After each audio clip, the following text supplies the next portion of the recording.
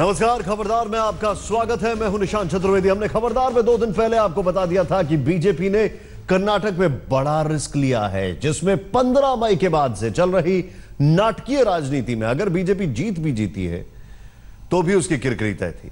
हार जाने पर तो फजीहत निश्चित ही थी।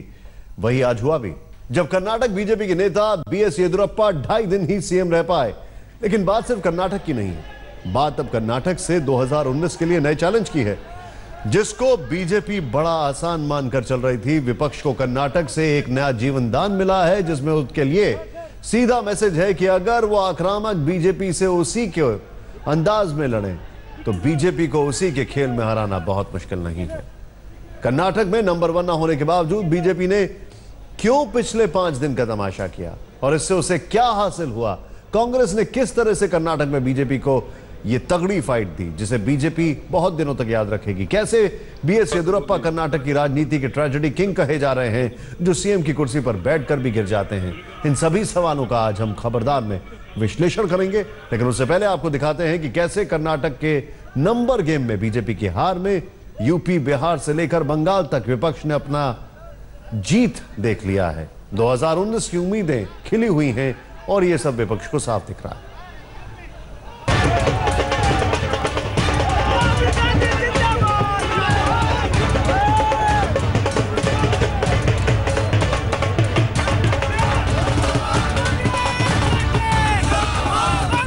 ये मौका ही ऐसा है कि कांग्रेस के कार्यकर्ता सड़क पर लोट लोट कर डांस करने से खुद को रोक नहीं पाए। कर्नाटक में पिछले 5 दिनों में जो हुआ, उसने विपक्ष की उम्मीदों को 2019 के लिए जिंदा कर दिया।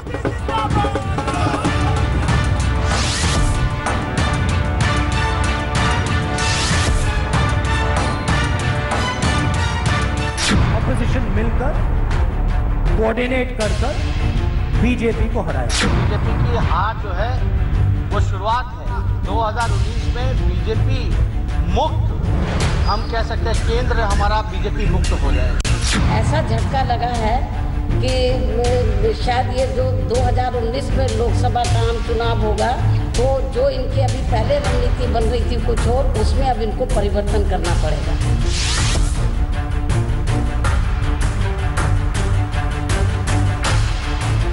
मुस्कुराते हुए राहुल गांधी हो या किंग मेकर से किंग बन गए कुमारस्वामी, बंगाल में ममता बनर्जी हो या यूपी में अखिलेश यादव और मायावती, या फिर बिहार में तेजस्वी यादव, आज कर्नाटक के उस गणित ने सबको पावर डोज दे दी है, जिसमें उन्हें साफ दिख रहा है कि अगर एकजुट हो जाएं तो 2019 में नरेंद्र मोदी को हराना नामुमकिन नहीं।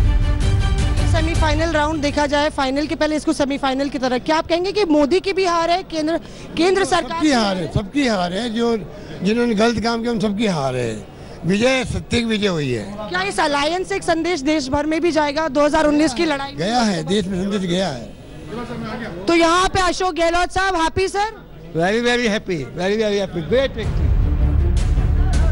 कर्नाटक में कांग्रेस ने जेडीएस के साथ हाथ मिलाकर बीजेपी को रोक दिया। क्या यही 2019 में भी हो सकता है? विपक्ष को कर्नाटक में बीजेपी की हार में अपनी सबसे बड़ी जीत दिख रही है। विपक्ष का हर नेता अब एकजुटता की बात कर रहा है, यानी 2019 का असली गेम कर्नाटक के बाद अब शुरू हो चुका है। ममता बनर्जी ने कहा, ये लोकतंत्र की जीत है, ये क्षेत्रीय मोर्चे की जीत है। अखिलेश यादव ने कहा, धन बल पर जनमत की जीत है, केंद्र सरकार को इस्तीफा देना चाहिए। मायावती भी तुरंत कैमरों के सामने आई, कहा बीजेपी की 2019 की प्लानिंग फेल हो गई है, संभावनाएं बहुत बढ़ गई हैं। यूपी में बीजेपी को हराने के लिए अखिलेश, माया, कांग्रेस एकजुट हों। ऐसा झटका लगा है कि शायद ये जो 2019 में लोकसभा का आम चुनाव होगा, तो जो इनकी अभी पहले रणनीति बन रही थी कुछ और, उसमें अब इनको परिवर्तन करना पड़ेगा। कर्नाटक का फॉर्मूला देश भर में विपक्ष अप्लाई करने की तैयारी में दिख रहा है। यूपी में तो पहले ही सफल प्रयोग हो चुका है, जब फूलपुर और गोरखपुर की सीट बीजेपी हार गई थी। कर्नाटक से यह संदेश निकला कि एकजुट हुए तो बीजेपी जीत नहीं सकती। प्री पोल अलायंस लोगों को करना चाहिए, विपक्षी दलों को एकजुट होना चाहिए। अगर जेडीएस और कांग्रेस पहले चुनाव मिलकर केंद्र की बात कर रहे थे, तो बीजेपी तो मुक्त हो ही गई। 2019 में एकदम जिस तरीके से विपक्ष जो गोलबंद हो रहा है और एक साथ दिखाई दे रहा है, अगर इसी तरीके से हम लोग चलते रहें तो मुझे पूरा विश्वास है कि जो 2019 का जो चुनाव है बीजेपी मुक्त हो जाएगा केंद्र। सवाल, राहुल गांधी साहब ने बात की, मुबारकबाद दिया उनको? हमने मैसेज किया है उनको, प्रेस कॉन्फ्रेंस फिर उन्होंने किया है उसके बाद, लेकिन हम अब दिल्ली भी जाएंगे कुछ दिनों में, हम उनसे भी मुलाकात। कर्नाटक में हार कर भी जीत के क्या मायने हैं, ये देश भर में कांग्रेस के जश्न से समझा जा सकता है। इस जीत के मायने राहुल गांधी के लिए भी बड़े हैं। वो ऐसी प्रेस कॉन्फ्रेंस कभी कभार ही करते हैं, सीधे प्रधानमंत्री पर अटैक किया। आज बीजेपी को, प्रधानमंत्री जी को, मर्डर अक्यूज्ड अमित शाह जी को देश ने दिखाया है कि इस देश के इंस्टीट्यूशंस आपसे बड़े हैं, आपके पैसे से बड़े हैं, आपके पावर से बड़े हैं। ये कांग्रेस के साथ पूरे विपक्ष की उस सोच के पुनर्जन्म जैसा है जिस सोच में वो टीम मोदी से उन्हीं के अंदाज वाली आक्रामकता से लड़ सकते हैं और हरा भी सकते हैं। पटना से रोहित सिंह और बेंगलोर से मौसमी सिंह के साथ आज तक ब्यूरो। एक बड़ा सवाल सबके सामने यह है कि क्या विपक्ष के लिए ये उसी तरह एक टर्निंग पॉइंट है जिस तरीके से कांग्रेस के लिए अहमद पटेल का राज्यसभा सीट जीतना। कुमारस्वामी कर्नाटक के अगले सीएम बनने जा रहे हैं। राज्यपाल ने उन्हें सरकार बनाने का न्योता दे दिया है। सोमवार को शपथ ग्रहण होगा जिसमें देश भर से विपक्ष के हर बड़े नेता के आने की संभावनाएं हैं। यह विपक्ष के लिए 2019 से पहले एकजुट होने का बड़ा चांस है, जिसमें वो नरेंद्र मोदी की राजनीति को 2019 के लिए सीधा चैलेंज कर रहे हैं। कर्नाटक में किस तरह से कांग्रेस ने बीजेपी को रोक लिया है, हार कर भी कांग्रेस कैसे कर्नाटक की बाजीगर बन गई है, यह बड़ा दिलचस्प है, क्योंकि पहली बार ऐसा हो रहा है कि जो खुद को राजनीतिक शिकारी बताते थे वो खुद ही शिकार हो गए हैं। कांग्रेस कर्नाटक में हारी जरूर, लेकिन अपने राजनीतिक नुकसान को बीजेपी का फायदा नहीं बनने दिया। कर्नाटक में कांग्रेस की हार हुई थी तब राहुल गांधी 2 दिन तक नहीं दिखे थे, लेकिन आज नंबर गेम में जीत और बीजेपी की हार उनको तुरंत प्रेस कॉन्फ्रेंस में खींच लाई। ये बड़ा मौका बनता भी था, क्योंकि हार को जीत में बदल देने वाली बाजीगर इस बार कांग्रेस ने। मैं कांग्रेस पार्टी के नेता, कार्यकर्ता, जेडीएस के नेता देवगौड़ा जी, उनके कार्यकर्ता और कर्नाटका की जनता को धन्यवाद करना चाहता हूं। सब एक साथ मिलकर खड़े हुए और ये जो लोकतंत्र पे आक्रमण था, जो पूरे देश में हो रहा है, सब जगह हो रहा है, इसको यहां पे कर्नाटक में रोका गया है। और मैं और सब ऑपोजिशन के लीडर मिलकर आपको कहते हैं कि बीजेपी को, आरएसएस को हम रोकेंगे। कर्नाटक में कांग्रेस ने वो सब कुछ झोंक दिया जो बीजेपी को किसी भी कीमत पर कामयाब नहीं होने के लिए करना था। कांग्रेस ने पहली बार मोदी शाह पॉलिटिक्स को मात दी है। नतीजों से एक दिन पहले ही गुलाम नबी आजाद, अशोक गहलोत जैसे वरिष्ठ नेताओं को कर्नाटक भेज दिया। नतीजों से पहले ही कर्नाटक कांग्रेस के नेता जेडीएस को साथ आने के इशारों वाले बयान देने लगे। कुमारस्वामी को सीएम बनाने की बात पर देर नहीं लगाई, नतीजों के बीच ही तुरंत ऐलान भी कर दिया। खुद सोनिया गांधी ने मोर्चा संभाला और कांग्रेस के नेताओं से कहा कि जेडीएस से सीधी बात करें। सीएम के लिए कुमारस्वामी के नाम पर कांग्रेस ने कोई आपत्ति नहीं होने की बात कर दी। यहीं से बीजेपी का गेम बिगड़ गया, जब उसके बहुमत वाले नंबर में 7 कम रह गए। लेकिन दावा पेश करने से लेकर राज्यपाल के फैसले के खिलाफ सुप्रीम कोर्ट जाने तक कांग्रेस ने कोई विकल्प नहीं छोड़ा। अपने और जेडीएस के विधायक भी बचाए रखे कि कहीं वो इधर उधर ना हो जाएं। गुलाम नबी आजाद, अशोक गहलोत, मल्लिकार्जुन खड़गे हर कदम पर नजर रख रहे थे। वो अपने ही जाल में फंसकर खुद गिर गई। उन्होंने जो जाल बुना था, रिश्वत देने का, एमएलएज को खरीदने का, उनको पोजीशन देने का, कांग्रेस और जेडीएस एमएलएज को धमकाने का, डराने का, उसका कोई भी असर हमारे एमएलएज पे नहीं हुआ।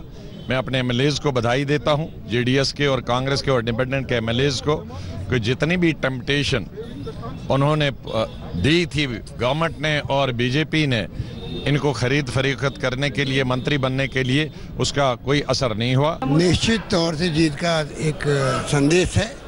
और सबसे बड़ी बात यह कि जिस प्रकार सुप्रीम कोर्ट ने प्रीपोन किया, आज का दिन निश्चय किया फ्लोर टेस्ट के लिए, तब हॉर्स ट्रेडिंग की सारी संभावनाएं खत्म हो गई।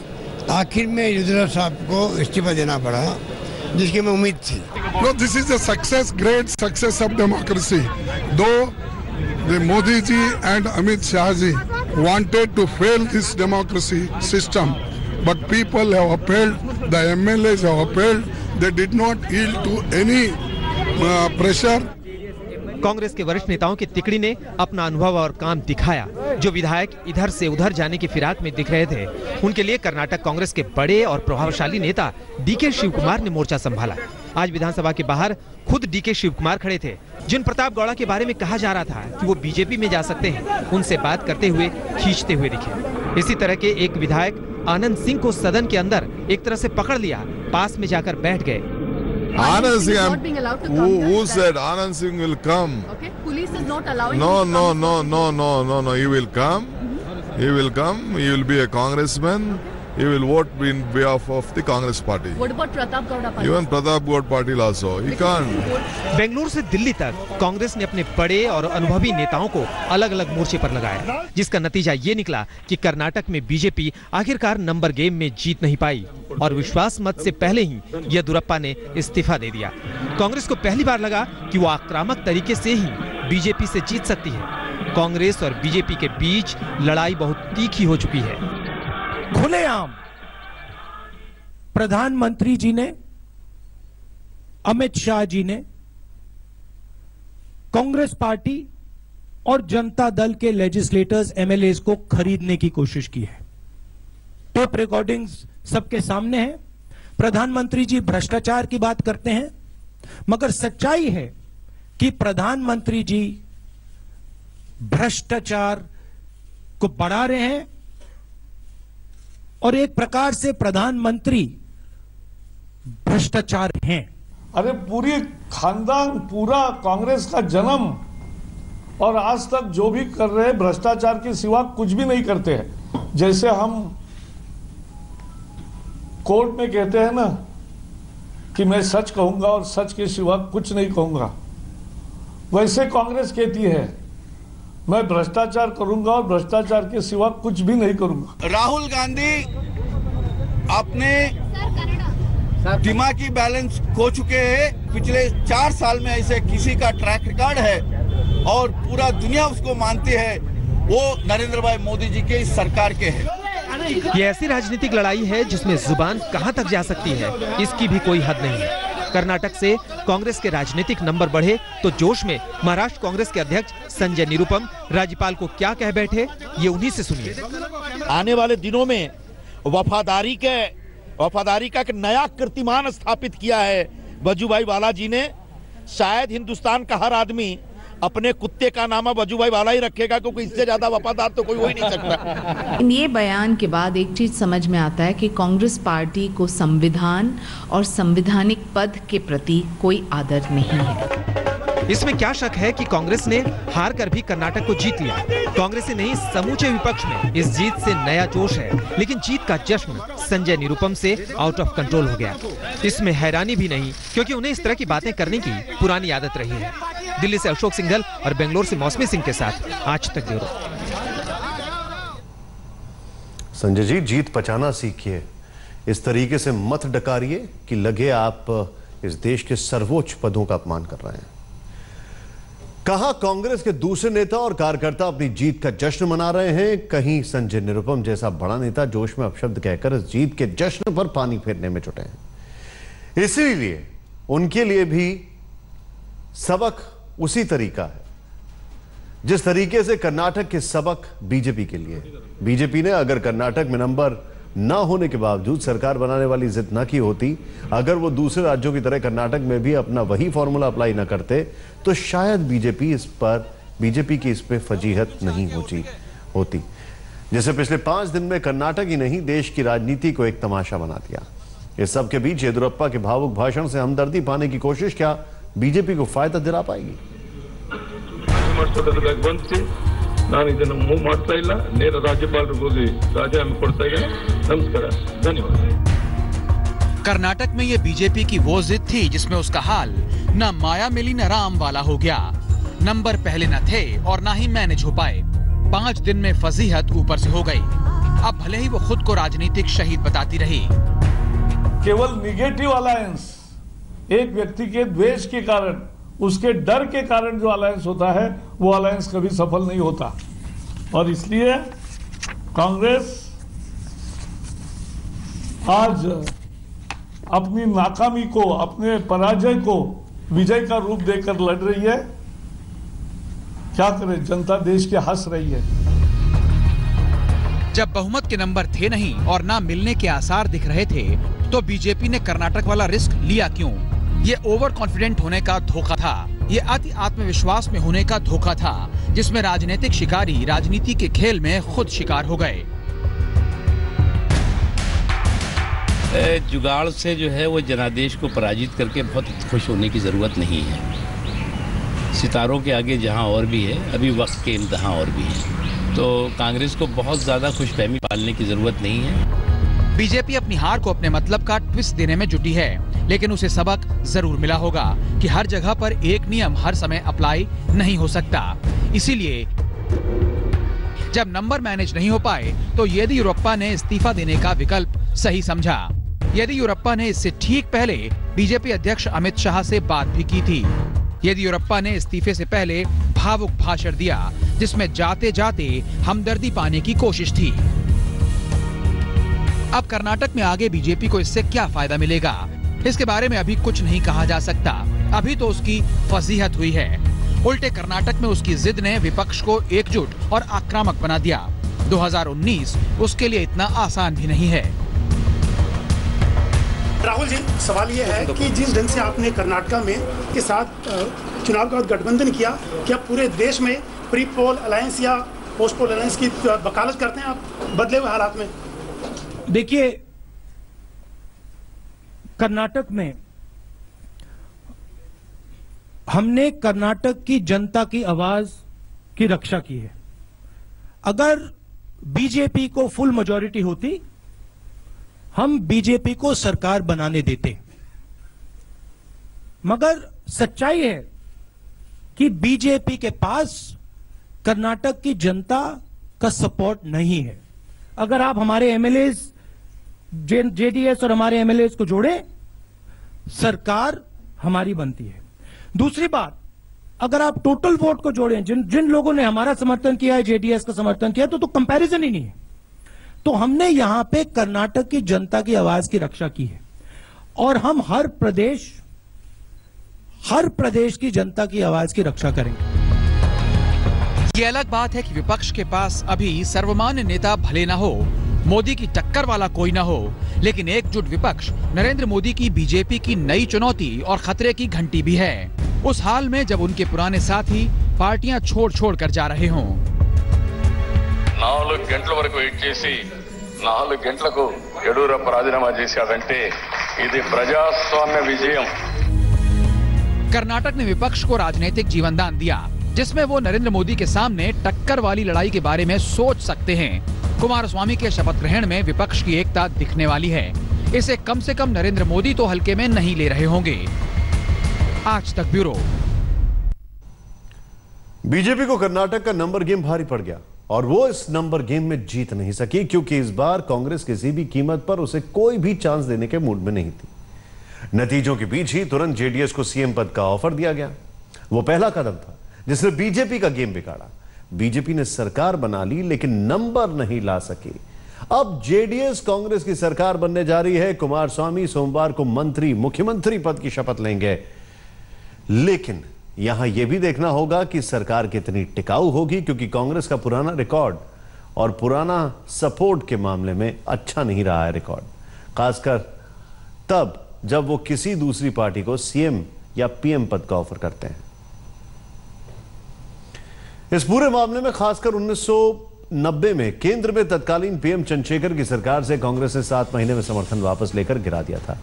1996 में देवगौड़ा की सरकार को कांग्रेस ने 11 महीने में ही समर्थन वापस लेकर गिरा दिया।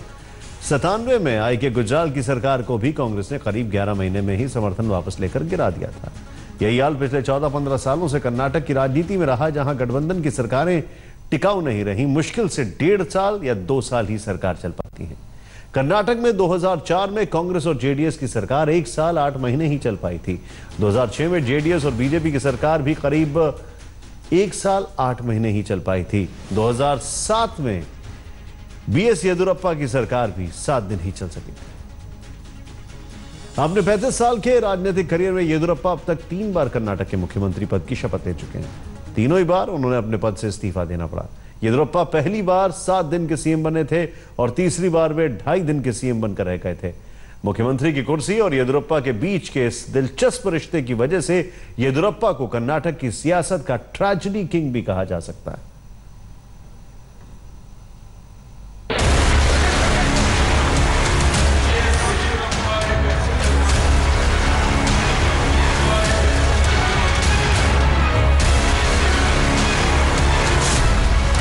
सत्रह मई सुबह 9 बजे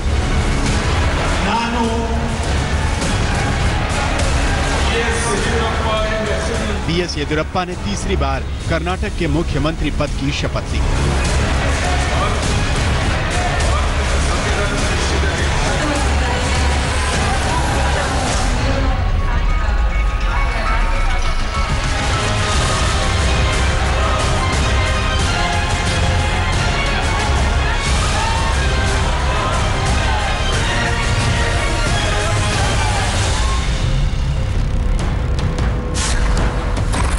मई शाम 4 बजे ನನ್ನ ಜೀವನದ ಕೊನೆಯ ಉಸಿರಿನವರೆಗೆ ರಾಜ್ಯದ ಉದ್ದಗಲಿಗೆ ಪ್ರವಾಸ ಮಾಡಿ ನಾಳೆ ಬರುವಂತಹ ಲೋಕಸಭಾ ಚುನಾವಣೆಯಲ್ಲಿ 28ಕ್ಕೆ 28 ಲೋಕಸಭಾ ಕ್ಷೇತ್ರವನ್ನು ಗೆದ್ದು येदियुरप्पा कुल मिलाकर 55 घंटे के मुख्यमंत्री बनकर रह गए।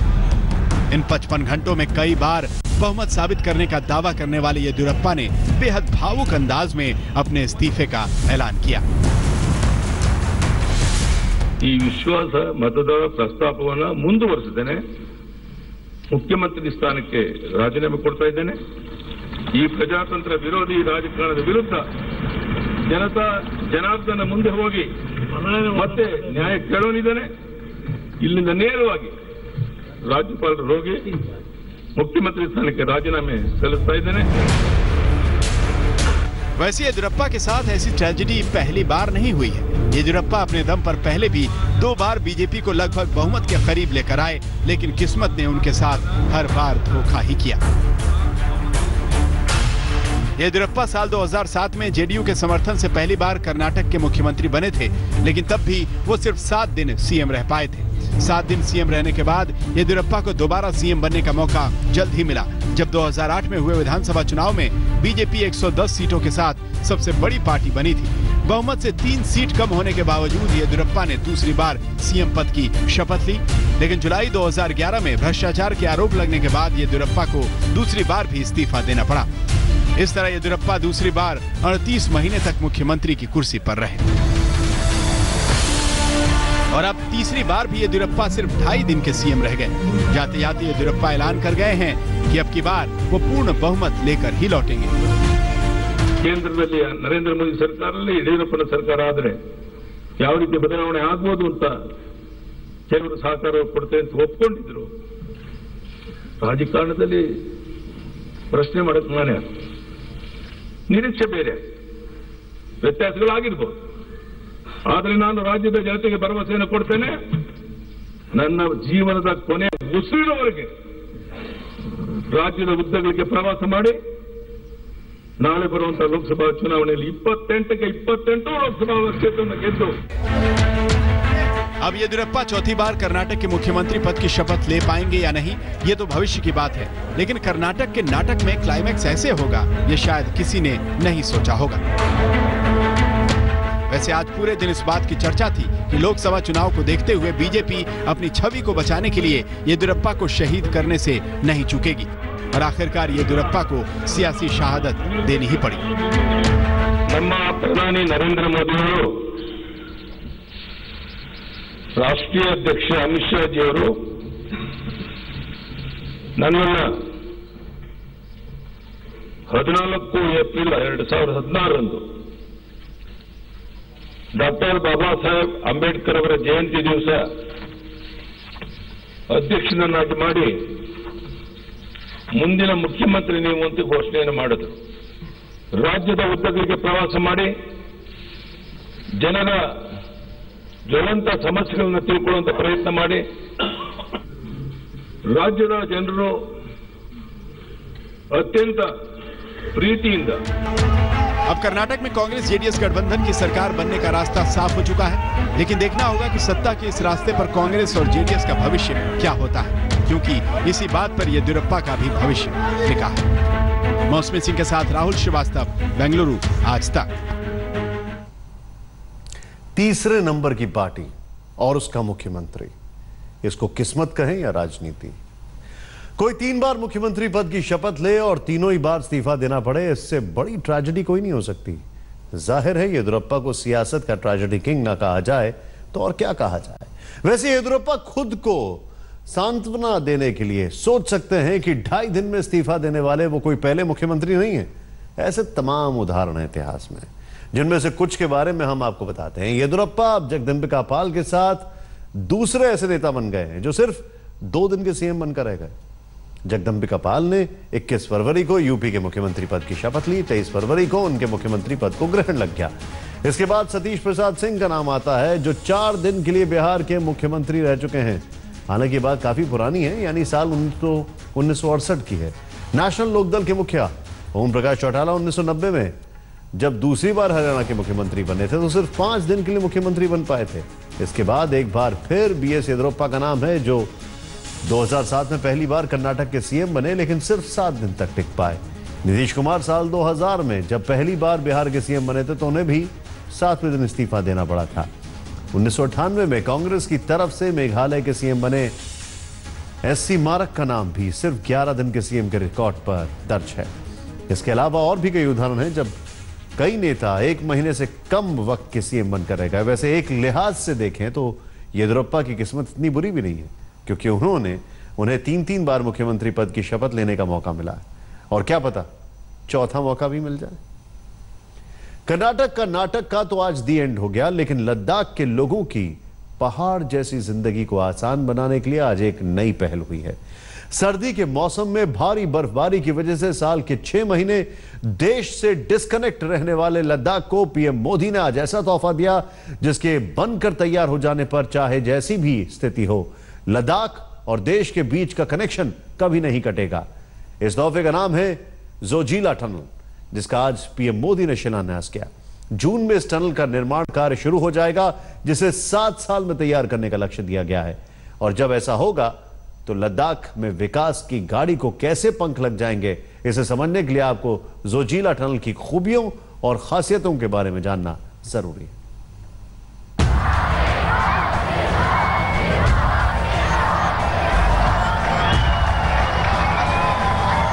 कश्मीर घाटी को लद्दाख से हर मौसम में जोड़ने वाली जिस जोजिला सुरंग परियोजना का पीएम मोदी ने आज शिलान्यास किया है, वो जोजिला सुरंग लद्दाख को अंधेरे से निकालेगी। बहुत डेंजर है रास्ता, इसलिए अगर टनल बन जाए जोजिला का तो इससे बहुत फायदा मिल जाएगा। मेडिकल फैसिलिटीज मिलनी चाहिए, वो एन वक्त पर नहीं मिल पाती। यहाँ पे जब जोजिला बंद होता है तो यहाँ पे स्टूडेंट्स को बहुत प्रॉब्लम होती है, यहाँ पे टीचर्स ही नहीं होते। बेरोजगार है, उनको भी थोड़ी रोजगार मिलेगी। अगर जोजिला का टनल खुल जाए तो ये समझो कि एक हिसाब से गॉड गिफ्ट है। कुशक बकुला जी ने लेह लद्दाख के हर इंसान को हिंदुस्तान के दिलों के साथ जोड़ने की जिंदगी खपा दी थी। दिलों का मेल, ये उनके दिल की प्राथमिकता थी। जो काम उन्होंने दिलों को जोड़ने के लिए किया, आज ये टनल हमारे भूभाग को जोड़ने के लिए काम करेगी। और भूभाग को जोड़ने के लिए काम, वो भी एक प्रकार से कुशक बकुला जी का जो सपना था, उस सपने को पूरा करने वाली ये काम होगी। नवंबर से मार्च के दौरान बर्फबारी की वजह से लद्दाख का संपर्क देश के अन्य हिस्सों से कट जाता है। इस संपर्क को 12 महीने बनाए रखने का काम जोजिला सुरंग करेगी। श्रीनगर कारगिल लेह हाईवे पर 11,578 फीट की ऊंचाई पर जोजिला टनल से लद्दाख हर मौसम में कश्मीर घाटी से जुड़ा रह सकेगा। 14.2 किलोमीटर लंबी Zoji La tunnel national highway number 1A पर श्रीनगर लेह रूट में बालटाल और मीनामर्ग को जोड़ेगी। इस सुरंग के बन जाने पर बालटाल से मीनामर्ग का सफर 3.5 घंटे से घटकर सिर्फ 15 मिनट रह जाएगा। जोजिला टनल की अनुमानित लागत 6,809 करोड़ रुपए है। जोजिला टनल को 7 साल में तैयार करने का लक्ष्य रखा गया है। पीएम मोदी ने कहा कि जोजिला टनल लद्दाख के विकास की रफ्तार को कई गुना बढ़ा देगी। करीब 7,000 करोड़ रुपए की लागत से जोजिला टनल का काम होगा। ये टनल का काम जो होता है उसकी एक विशेषता होती है, उसका पैसे जो खर्च होते हैं उन पैसों का ज्यादा कंपोनेंट मजदूरी में जाता है, लोगों को रोजगार देने में जाता है। मटेरियल कंपोनेंट कम होता है, मेहनत का कंपोनेंट ज्यादा होता है। 7,000 करोड़ रुपए में से बहुत एक धन इसी क्षेत्र के नौजवान जो इस टनल के काम से जुड़ेंगे उनके जेब में, उनके घर में ये पैसा जाने वाला है, जो यहां की इकोनॉमी को एक नई ताकत देने वाला है। जोजिला टनल एशिया की सबसे लंबी 2 रास्ते की टनल होगी। मौजूदा हाईवे के नीचे 400 मीटर दूरी तक गुजरेगी। केंद्रीय परिवहन मंत्रालय के मुताबिक जोजिला टनल एक स्मार्ट और हाईटेक टनल होगी। ये सुरंग वेंटिलेशन, बिजली आपूर्ति, emergency lighting, CCTV, traffic logging equipment, tunnel radio system जैसे कई लेटेस्ट और हाईटेक फीचर्स से लैस होगी। इस सुरंग में पैदल राहगीरों के लिए 250 मीटर में रोड क्रॉस करने की व्यवस्था होगी। इसके अलावा सुरंग को सुरक्षित बनाने के लिए हर 125 मीटर पर एक इमरजेंसी टेलीफोन और फायर फाइटिंग केबिन भी होगा। कुतुब मीनार की जो ऊंचाई है उससे 7 गुनी ऊंचाई वाली ये चैम्बर बनेगी, जहां से शुद्ध हवा नीचे जाएगी और अशुद्ध हवा ऊपर बाहर निकलेगी। जोजिला टनल के बन जाने के बाद लद्दाख के लोगों की जिंदगी आसान होगी। टूरिज्म को बढ़ावा मिलेगा तो लद्दाख की इकोनॉमी को भी फायदा होगा। लेकिन जोजिला टनल भारतीय सेना के लिए भी बेहद अहम साबित होगी। सेना के लिए करगिल और बॉर्डर के फॉरवर्ड पोस्ट तक रसद ले जाना आसान हो जाएगा। आज तक ब्यूरो। ब्रेक के बाद ब्रिटेन में रॉयल वेडिंग। लेटेस्ट खबरों के लिए यूं ही देखते रहिए आज तक, और इस वीडियो के पसंद आने पर लाइक, शेयर और सब्सक्राइब करना ना भूलें।